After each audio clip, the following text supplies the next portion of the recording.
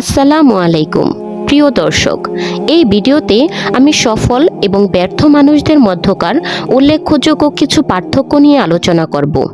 পুরো ভিডিওটি দেখার অনুরোধ রইল। আশা করি ভিডিওটি আপনার খুব ভালো লাগবে। চলুন তাহলে শুরু করা যাক। সফল এবং ব্যর্থ মানুষদের মধ্যে 7টি পার্থক্য। নাম্বার 1, সফলরা ইতিবাচক।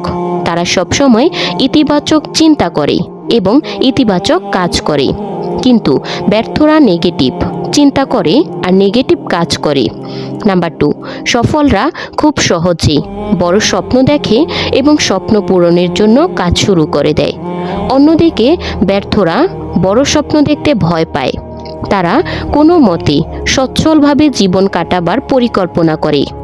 নাম্বার 3, সফলরা সকল সমস্যার সমাধানে খুঁজে পায়, কিন্তু ব্যর্থরা সমস্যার সমাধান তো খুঁজে পায়ই না, অধিকন্ত তারা সমাধানের মধ্যেই সমস্যা দেখে। নাম্বার 4, সফলরা বলে কাজটা কঠিন কিন্তু করা সম্ভব, আর ব্যর্থরা বলে কাজটা কঠিন এবং করা অসম্ভব।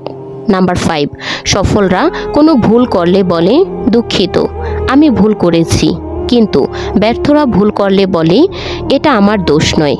নাম্বার 6, সফলরা পড়ে গেলে আবার উঠে দাঁড়ায় এবং নতুন উদ্যোগে চলতে শুরু করে।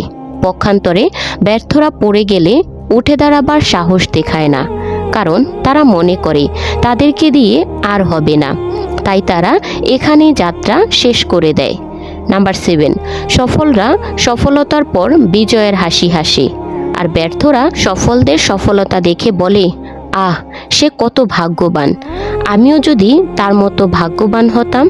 প্রিয় দর্শক, সফল অথবা ব্যর্থ মানুষদের কোন বিষয়টা আপনার মনে দাগ কাটলো তা লিখে জানাতে পারেন। আজ এই পর্যন্তই, দেখা হচ্ছে পরবর্তী কোনো ভিডিওতে। সেই পর্যন্ত ভালো থাকবেন, সুস্থ থাকবেন। আল্লাহ হাফেজ।